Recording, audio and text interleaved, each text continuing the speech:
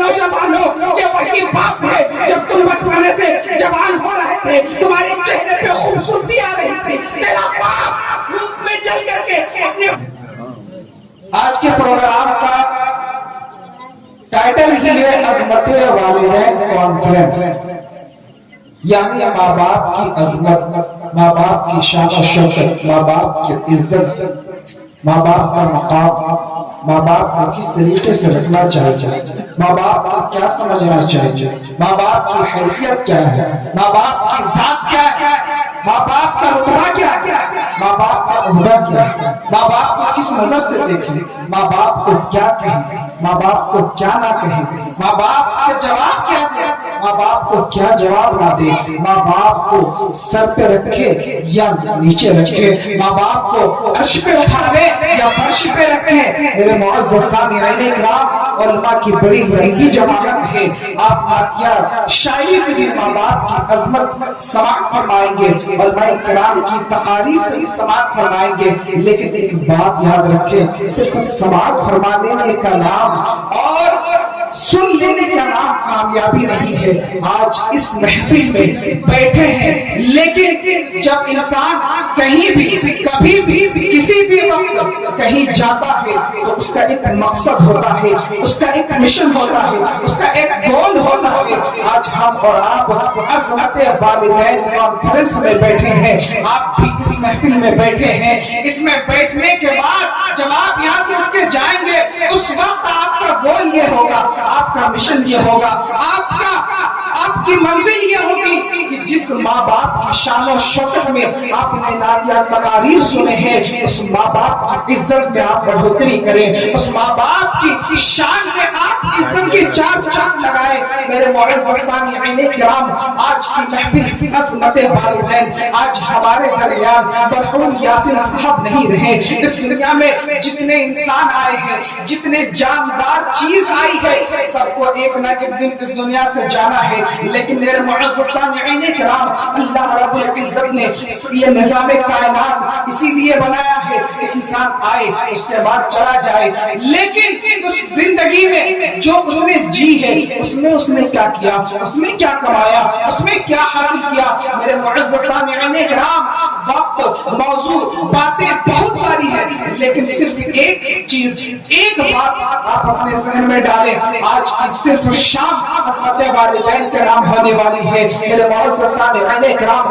دنیا میں آپ کہیں بھی گھومیں، کہیں بھی ڈھونڈیں، ہر ایک کونے کا، ہر ایک ملک کا، ہر ایک شہر کا، ہر ایک قصبے کا، ہر ایک گاؤں کا، ہر ایک گاؤں کے گھر کا، دنیا میں جس جگہ جائے آپ کو اگر سب سے عزیز، پیاری، سب سے اچھی ذات ملے گی تو دنیا میں کوئی ایسی ذات نہیں۔ ماں باپ کی ذات ایک ایسی ذات ہے، دنیا کے کسی ملک میں چلے جائے، آپ کسی کے بھی ماں باپ سے پوچھیں اس کا ماں باپ اس سے کتنا محبت کرتا ہے۔ میرے معزز سامعین کرام، اس دنیا میں رہنے والے جتنے بھی انسان ہیں، آپ ان سے پوچھیں کیا آپ کا بھائی آپ سے کتنا محبت کرتا ہے، آپ کا چچا آپ سے کتنا محبت کرتا ہے، آپ کے دوست آپ سے کتنا محبت کرتے ہیں، آپ کے رشتہ دار آپ سے کتنے محبت کرتے ہیں، آپ کے گاؤں والے آپ سے کتنے محبت کرتے ہیں، آپ کے شہر والے آپ سے کتنے محبت کرتے ہیں۔ جب سب کا جواب سن لیجئے گا پھر ان سے پوچھنا، اے نوجوان بتا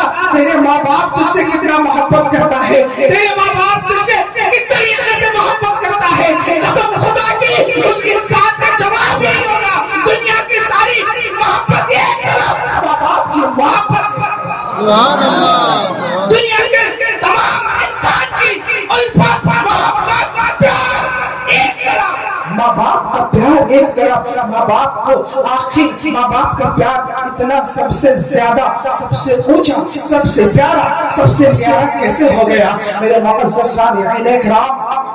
آپ دیکھیں کہ ماں باپ میں سے بھی سب سے زیادہ آپ کو لگے گا کہ ماں ہی پیار کرتی ہے، لیکن میرے معزز سامعین کرام یاد رکھیں جس طریقے سے ماں محبت کرتی ہے، جتنا ماں آپ سے پیار کرتی ہے اتنا باپ بھی پیار کرتا ہے۔ آج انسان کہتا ہے کہ ماں جب اپنے بیٹے کو، اپنے بچے کو مصیبت میں دیکھتی ہے تو ماں رو پڑتی ہے، ماں کی آنکھوں میں آنسو آ جاتا ہے، ماں رو پڑتی ہے، ماں کی آنکھیں نم ہو جاتی ہے، لیکن باپ نہیں روتا ہے۔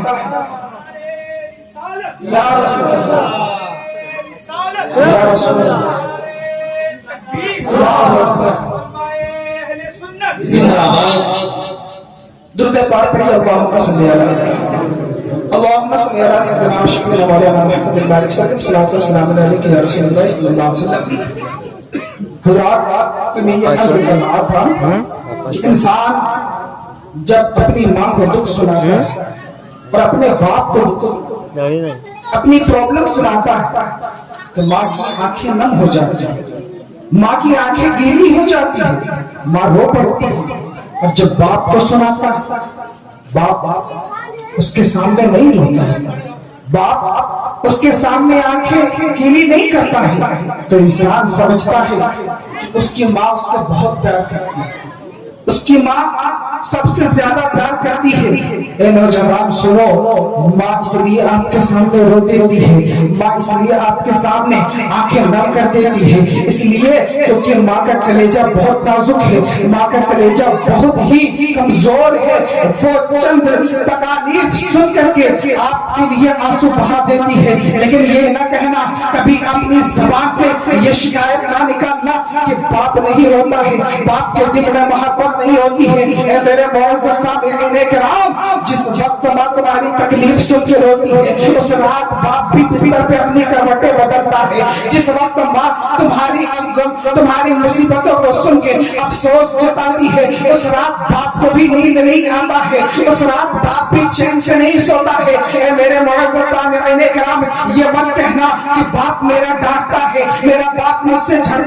لڑتا ہے، میرا باپ مجھ سے جھگڑتا ہے، میرا باپ مجھے کچھ دیتا نہیں ہے، میری ماں سے جو مانگو دے دیتا ہے۔ اے میرے معزز سامعین کرام، یہ وہی باپ ہے جب تم بچپنے کے عالم میں تھے اور باپ سے کہہ رہا تھا ابا جان مجھے نئے جوتے چاہیے، ابا جان مجھے نئے کپڑے چاہیے، ابا جان میں اسکول جانا چاہتا ہوں لیکن اس کے لیے میرے پاس بیگ نہیں ہے، میرے پاس لباس نہیں ہے۔ لیکن میرے معزز سامعین کرام، جب آپ نے باپ سے یہ عریضہ پیش کر دیا ہے، باپ کی نیندیں اڑ گئی ہے، باپ کے جیب میں پیسے نہیں ہے، باپ نے رات بھر سوچا کہ آخر ایسی کون سی تدبیر نکالی جائے، آخر ایسا کون سا راستہ نکالا جائے جو صبح ہوتے ہی میں اپنے بچے کو نئے جوتے لا کے دوں گا، میں اپنے بچے کو نئے کپڑے لا کے دوں گا تاکہ میرا بچہ بھی اسکول جائے گا، میرا بچہ بھی پڑھنے جائے گا۔ جب آپ نے اپنے باپ سے کتاب کے پیسے کے کتاب کپڑے اور جوتے کا سوال کر دیا ہے، باپ کی نیند اڑ گئی ہے۔ باپ صبح جاتا ہے، مزدوری کے لیے جاتا ہے اور اپنے مالک سے کہتا ہے مالک مجھے کچھ کام دے دیجئے، مالک مجھے اپنے پاس رکھ کر کے کچھ کام دے دیجئے اور مجھے اتنے پیسے دے دیجئے تاکہ میں اپنے بیٹے کی خواہش پوری کر سکوں، اپنے بیٹے کے لیے جوتے لے سکوں، اپنے بیٹے کے لیے پیسے لے جا سکوں تاکہ میرا بیٹا جوتا خرید لے گا، اس کے بعد اسکول جائے گا، میرا بیٹا اچھا کپڑا لے لے گا، میرا بیٹا اچھا کھانا کھائے گا۔ وہ باپ جو مزدوری کے لیے اپنے گھر سے نکلتا ہے، مالک کے پاس جاتا ہے، کہتا ہے مجھے اوور ڈیوٹی دے دو لیکن مجھے پیسے دے دو۔ میرے معزز سامعین کرام، یہ وہی باپ جب مزدور بن کے جاتا ہے، کبھی کوئی گالی دیتا ہے، کبھی کوئی اسے زور سے بات کرتا ہے، کبھی اس سے بلند آواز سے بات کرتا ہے۔ آپ میں سے بہت ایسے شخص ہیں جو صبح لیبر کے لیے جاتے ہیں، مستری بن کے جاتے ہیں،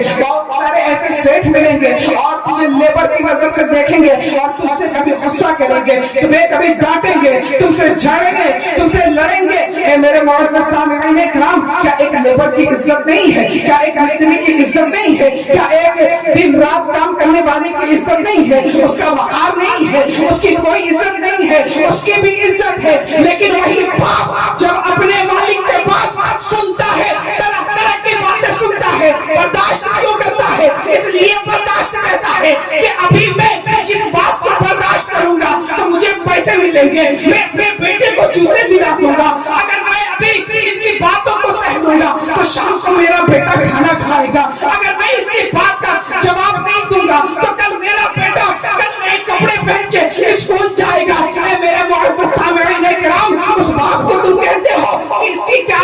یہ باپ ہماری محبت نہیں کرتا ہے، یہ باپ ہم سے پیار نہیں کرتا ہے، اس کو کوئی پرواہ نہیں ہے۔ اے نوجوانوں، یہ وہی باپ ہے جب تم بچپنے سے جوان ہو رہے تھے، تمہارے چہرے پہ خوب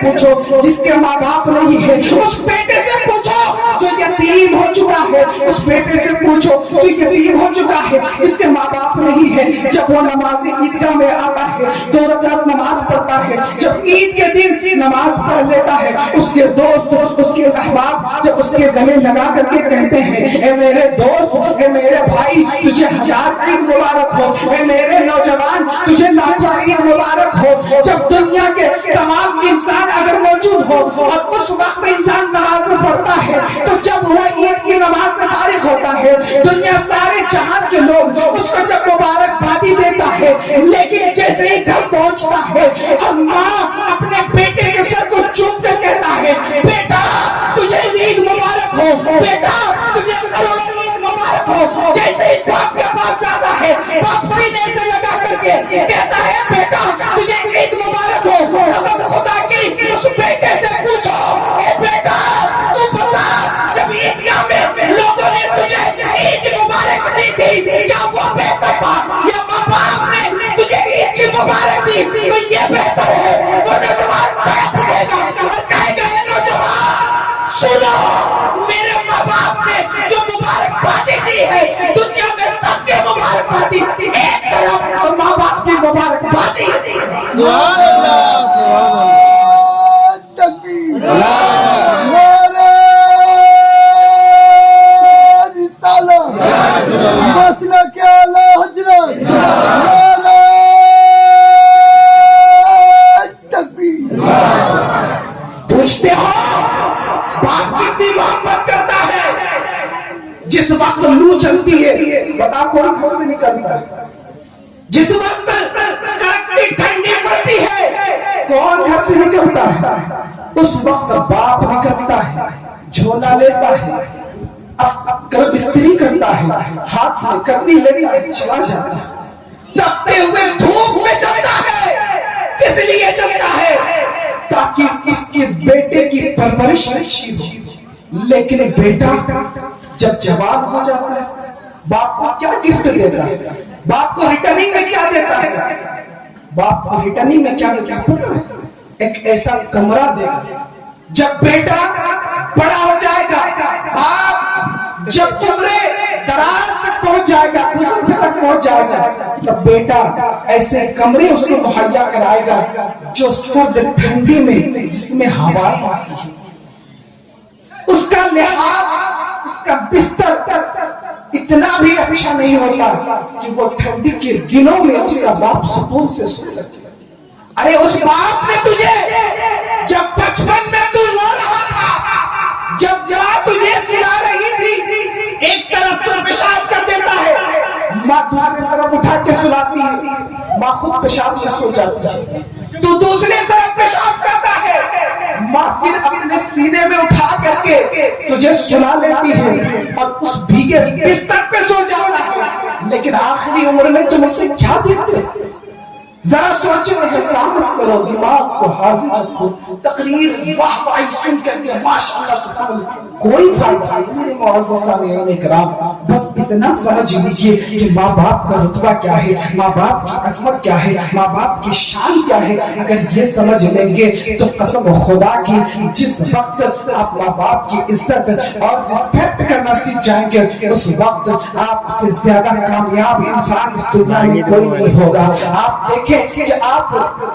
ایک مثال لیجئے، پھر میں بیٹھ جاؤں گا کیونکہ علماء کرام کی بہت بڑی لمبی فہرست ہے، اور میرے بعد جناب حضرت تبارک الجم صاحب قبلہ بھی تشریف رکھے ہیں، ان کی بھی نعتیہ خوانی آپ کو سماعت فرمانی ہے۔ بس ایک مثال میرے معزز سامعین کرام، میرے معزز سامعین کرام، قرآن مجید کی آپ مثال دیکھیں کہ کس طریقے سے وہ ماں باپ کی عزت کرنے کو سکھاتا ہے، کس طریقے سے ماں باپ کی رسپیکٹ کرنے سکھاتا ہے۔ قرآن کس طریقے سے مثال دیتا ہے کہ آپ نے دیکھا ہوگا باز، چیل، کوا جب آسمان کی طرف اڑتا ہے تو اپنے پاؤں کو پھیلا لیتا ہے، اپنے پاؤں کو کھول کر کے اڑتا ہے، لیکن جیسے زمین پہ آتا ہے اپنے پروں کو سکڑ لیتا ہے، اپنے پروں کو چھپا لیتا ہے اور سیدھا زمین کی طرف آ جاتا ہے۔ قرآن اسی طریقے سے بتاتا ہے मुअज़्ज़ज़ सामिईन इकराम, आप वक्त के डॉक्टर जरूर हैं, आप वक्त के डॉक्टर जरूर हैं, आप वक्त के इंजीनियर जरूर हैं, आप वक्त के मुफ्ती जरूर हैं, आप वक्त के बेहतरीन आलिम दीन हैं, आप वक्त के बेहतरीन प्रोफेसर हैं। जब आप दुनिया वालों के सामने जाते हैं तो माहिर से माहिर डॉक्टर बन के नजर आते हैं, माहिर से माहिर इंजीनियर बनते हुए नजर आते हैं। दुनिया के आप कॉलेजेस में जाते हैं, प्रोफेसर बन के नजर आते हैं। लेकिन ए मेरे मुअज़्ज़ज़ सामिईन इकराम, जब आप घर में आए, आप जैसे ही घर में आए, अपनी डॉक्टरी को घर के दरवाजे से बाहर रख देना, अपने घर से बाहर अपने मुफ्ती की दस्तार को रख देना। जब आप घर में आए, इंजीनियर की डिग्री को बाहर रख देना। जब घर में आए, उस वक्त आप प्रोफेसर की डिग्री को घर के बाहर रख देना और माँ के कदमों के, बाप के कदमों के नीचे आ जाना। उस वक्त माँ बाप तो जैसे इतना खुश होंगे और जितना खुश होकर के जैसे ही आपके लिए दुआ उठाएंगे, रब्बे कायनात अपनी बरकत में उस दुआ को इतना कबूल फरमाएगा, इस तरीके से कबूल फरमाएगा। माँ बाप अपने हाथ को नीचे लाने से पहले खुदा की रहमतें आपके घर नाज़िल हो जाएंगी। सुभान अल्लाह। माँ बाप की रहमतें, माँ बाप की दुआएं और खुदा की रहमतें जब इंसान के सरों पर होता है तो कसम खुदा की ये कहता हूँ कि दुनिया में उससे कामयाब शख्स कोई नहीं होता है। मेरे मुअज़्ज़ज़ सामिईन इकराम, वक्त बहुत तेजी के साथ सफर कर रहा है। बस इस महफिल से सिर्फ एक दर्स लेके जाए कि इंशाअल्लाह रहमान आज से हम भी अपने माँ बाप की इज्जत करेंगे, अपने माँ बाप की रिस्पेक्ट करेंगे। मेरे मुअज़्ज़ज़ सामिईन इकराम, अल्लाह तबारक व तआला की बारगाह में दुआ है, परवरदिगार आलम हमें बोलने से, सुनने से ज्यादा अमल करने की तौफीक और रफीक अता फरमाए। आमीन सुम्मा आमीन। व आखिरु दावाना अल्हम्दुलिल्लाहि रब्बिल आलमीन। पढ़िए अस्तगफिरुल्लाह रब्बी मिन कुल्ली ज़ंबि व अतूबु इलैहि, ला इलाहा इल्लल्लाहु मुहम्मदुर रसूलुल्लाह सल्लल्लाहु अलैहि वसल्लम। अस्सलामु अलैकुम।